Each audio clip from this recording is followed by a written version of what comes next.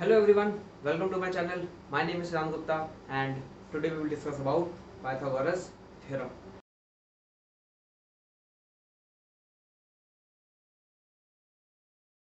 इसका जो इंट्रोडक्शन था वो आता है हमारा क्लास 7th के अंदर। सिर्फ एक स्टेटमेंट बता देते हैं एंड उसको सिर्फ अप्लाई करना सिखाते हैं। अब क्लास 10th के अंदर ट्रायंगल चैप्टर में इसका प्रॉपर प्रूफ है कि ये आया कैसे। क्लियर? तो सबसे पहले हम इसकी स्टेटमेंट पढ़ लेते हैं। In a right angle triangle the square of the longest side is equal to sum of the square of other two sides। कहने का मतलब है कि पहले हम ट्रायंगल की सबसे बड़ी साइड देखेंगे। और एक बात बता देता हूँ सबसे पहले, मेन थिंग कि राइट एंगल ट्रायंगल में जो सबसे बड़ा एंगल होता है वो हमारा 90 डिग्री का ही होता है, बाकी दोनों एक्यूट होते हैं। एंड 90 डिग्री के सामने वाली साइड हाइपोटेन्यूज होती है, उसका स्पेसिफिक नेम है हाइपोटेन्यूज। बाकी दोनों साइड्स का भी नेम है परपेंडिकुलर और बेस। अब ये भी परपेंडिकुलर हो सकता है, ये भी परपेंडिकुलर हो सकता है, ये भी बेस हो सकता है, ये भी बेस हो सकता है, डिपेंडिंग अपॉन कि हमारे पास कौन से एक्यूट एंगल की बात हो रही है। बट वो वाला सारा हमारा कॉन्सेप्ट आता है ट्रिग्नोमेट्री के अंदर। फिलहाल हम ये डिस्कस करेंगे कि the square of the longest side should be equal to the sum of square of other two sides कैसे आएगा। तो इस केस में मेरे पास जो एंगल है वो एंगल बी है 90 डिग्री पे, मैंने कंस्ट्रक्शन में लिखा हुआ है। तो एंगल बी 90 डिग्री पे बना हुआ है एंड इसके बिल्कुल सामने वाली साइड हमारी सबसे बड़ी होगी क्योंकि 90 डिग्री का एंगल इस ट्रायंगल में सबसे बड़ा है। ये हम ऑलरेडी ट्रायंगल्स की प्रॉपर्टीज में डिस्कस कर चुके हैं कि जो भी एंगल ट्रायंगल का सबसे बड़ा होता है उसके सामने वाली साइड भी उतनी बड़ी होती है।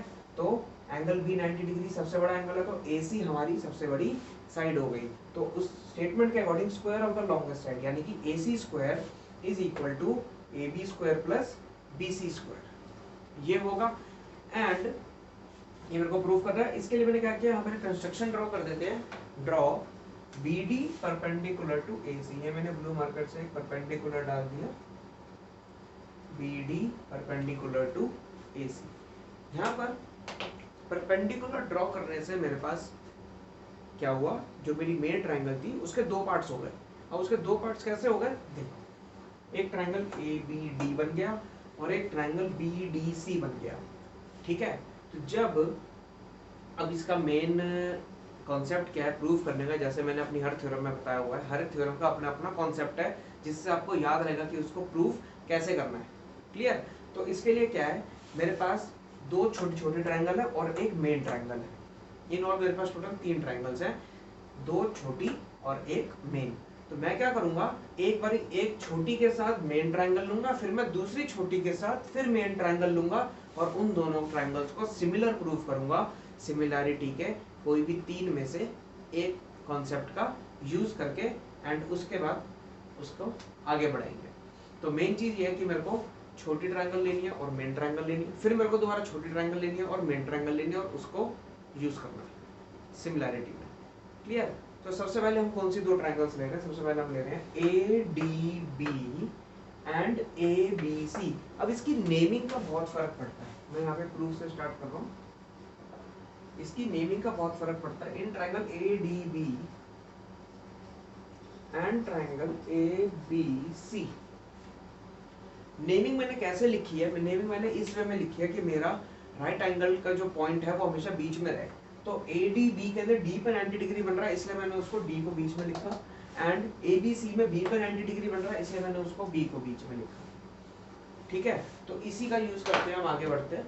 इसके अंदर अब मेरे को क्या करना है, मेरे को कोई भी दो एंगल इक्वल प्रूफ करने हैं। सिमिलैरिटी के लिए मेरे पास 3 रूल होते हैं, S S S, S S और A S, sorry A A A. S S S मतलब मेरे पास तीनों साइड्स का रेशियो इक्वल होना चाहिए। सिमिलैरिटी में कभी भी साइड्स की वैल्यू को नहीं देखते, साइड्स के रेशियो को देखते हैं और वो इक्वल होना चाहिए। इसके अंदर वही दो साइड्स का रेशियो और उनके बीच का इंक्लूडिंग एंगल इक्वल होना चाहिए। एंगल्स इक्वल हो सकते हैं बट साइड्स का हम रेशियो प्रेफर करते हैं सिमिलैरिटी में। एंड ए का मतलब है कि all angles should be equal. ये हमारे सिमिलैरिटी के 3 रूल्स हैं। जैसे कॉन्ग्रुएंसी के 5 रूल्स हैं, ऐसे ही हमारे पास सिमिलैरिटी के 3 रूल्स हैं। तो सबसे ज्यादा इजी और जल्दी यूज करने वाला रूल है ट्रिपल ए, तो उसको हम डबल ए भी कह सकते हैं, क्योंकि अगर किसी भी दो साइड्स के दो ट्राइंगल के कोई भी दो एंगल इक्वल हो गए, जैसे मान लो मैंने यहाँ पे दो ट्राइंगल बनाई, मैंने एक एंगल यहाँ लिखा 50, एक एंगल यहाँ लिखा 50, फिर एक एंगल यहाँ लिखा 70, एक एंगल यहाँ लिखा 70, तो अगर मेरे ये दोनों एंगल इक्वल है तो ऑब्वियस सी बात है मेरा थर्ड एंगल ऑटोमेटिकली इक्वल होगा। रीजन, अगर मैं 70 प्लस 50 120 करूँगा, उसको 180 से माइनस करूंगा तो मेरे पास ये एंगल आ जाएगा 60 डिग्री। इसी तरह से मैं यहाँ पर करूँगा तब भी मेरा ये एंगल 60 डिग्री रहेगा, तो ऑटोमेटिकली मेरे पास थर्ड एंगल भी इक्वल आता है अगर मैं कोई भी दो एंगल इक्वल प्रूफ कर दूं। इसलिए मैं ट्रिपल ए वाले रूल को प्रेफर करूंगा सिमिलैरिटी प्रूफ करने के लिए, उससे जल्दी भी होगा। तो मेरे को फिगर पे ध्यान देना है। फिगर के अंदर मेरे पास क्या है, देखिए मेरे पास है एक एंगल डी और एक एंगल बी। मैं यहाँ लिखता हूँ angle A D B is equal to angle A B C 90 degree. दोनों ट्रायंगल्स के अंदर 90 डिग्री का मैंने लिख दिया, A D B and A B C. इसके बाद मेरे पास क्या है, मेरे पास एक और एंगल है एंगल ए, जो दोनों ट्रायंगल में देखो B A D and A B C के अंदर भी ए आ रहा है, तो मैं यहाँ लिखूंगा angle A is equal to angle A common. तो इससे मेरे पास दो एंगल इक्वल प्रूव हो, तो मैं लिख दूंगा therefore triangle A D B is similar to triangle, similarity का सिंबल है ये, ए बी सी कॉन्ग्रुएंसी का सिंबल इक्वल टू के साथ होता है, सिमिलरिटी में सिर्फ कर्व आता है, A B C by A A similarity. इसके बाद क्या करेंगे, हम लिखेंगे साइड्स का रेशियो, क्योंकि मेरे को अगर कोई भी दो ट्रायंगल सिमिलर होते हैं तो उनके साइड्स का रेशियो भी इक्वल होता है। सिमिलरिटी के अंदर अभी भी मैंने बताया था, सिमिलरिटी में हम साइड्स का रेशियो लेते हैं, कॉन्ग्रुएंसी में साइड्स को इक्वल करते हैं। तो इसमें साइड्स का रेशियो लिखने के लिए क्या करेंगे, देखो यहाँ पे ए डी बी लिखा है, तो मैंने यहाँ लिखा ए डी बी, रफ में लिख दिया, रफ में लिख रहा थोड़ा बड़ा लिख देता हूँ, ए डी बी, और यहाँ पे क्या है A B C, A B सी। मैंने तीनों दोनों पॉइंट्स लिख दिए, दोनों ट्रायंगल्स के लिख दिए। अब मैं क्या करूँगा, अगर मैं यहाँ से ए डी ले रहा हूँ तो मैं यहाँ से ए बी लूँगा, तो मैंने लिखा A D upon A B. अगर मैं यहाँ से डी बी ले रहा हूँ तो इसके नीचे से डी सी ले लूँगा, D B upon B C, और फिर लास्ट में ए बी अपॉन ए सी। ये मैंने तीनों साइड्स लिख दी। अब मैंने तीनों साइड्स का रेशियो तो लिख दिया, अब इसके अंदर से मेरे को ये देखना है कि मेरे पास ऐसी कौन सी दो साइड्स का रेशियो है जिनको क्रॉस मल्टीप्लाई करके स्क्वायर बनता है। तो मेरे को ये देखना स्क्वायर किस में बनेगा, मैंने लिया A D upon A B is equal to A B upon A C, ये लिया मैंने। क्यों, क्योंकि A B into A B square is equal to A C into A D. ये मेरे पास आ गया first point.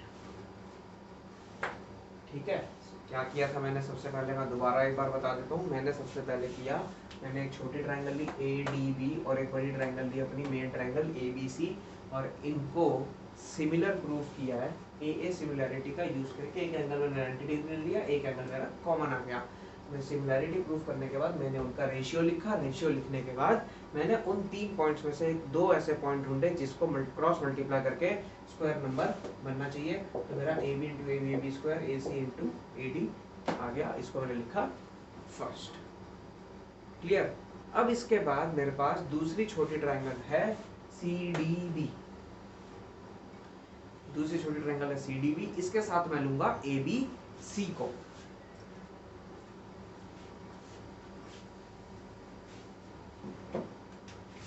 In triangle BDC and triangle ABC, BDC और ABC मैंने दूसरा ट्रायंगल का पेयर लिया। इसके अंदर वही सेम काम, देखो BDC angle BDC is equal to angle ABC 90 degree each.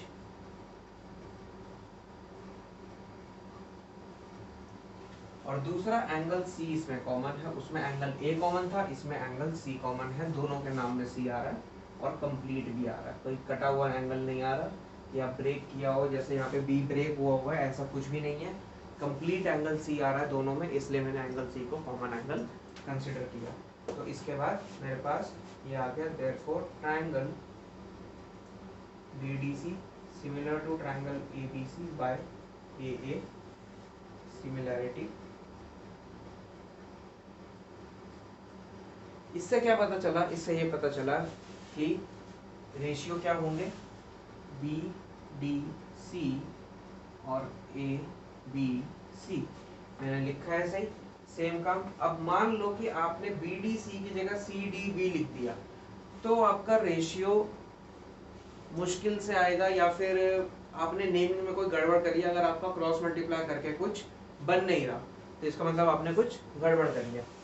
तो मैंने यहाँ पे लिखा B D upon B D के नीचे है A B is equal to D C upon B C is equal to B C upon A C.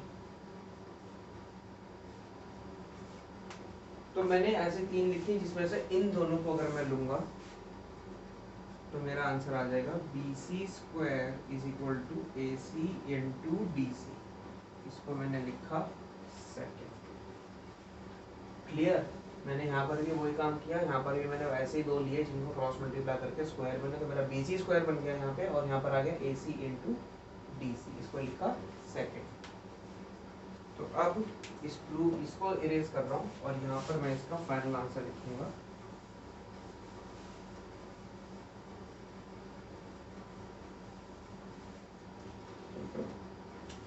तो क्या आ गया,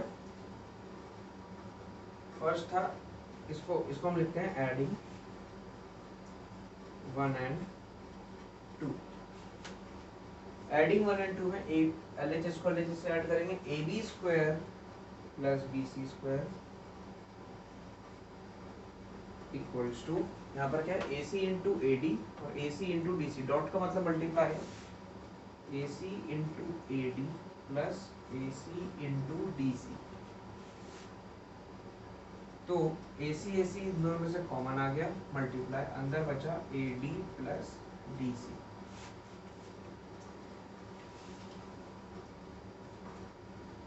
अब ए डी और डी सी को ऐड करो, ए डी और डी सी ऐड करके आ गया ए सी।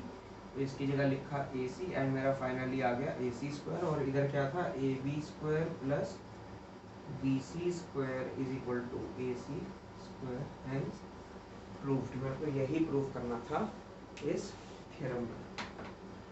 क्लियर? तो इससे आ गया मेरे पास पाइथागोरस थ्योरम का प्रूफ कि square of the longest side is equal to sum of square of other 2 sides. Clear?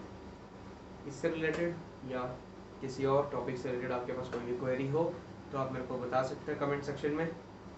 I will try कि जल्दी से जल्दी मैं उससे रिलेटेड आपका वीडियो ले आऊँ। क्लियर? Thank you.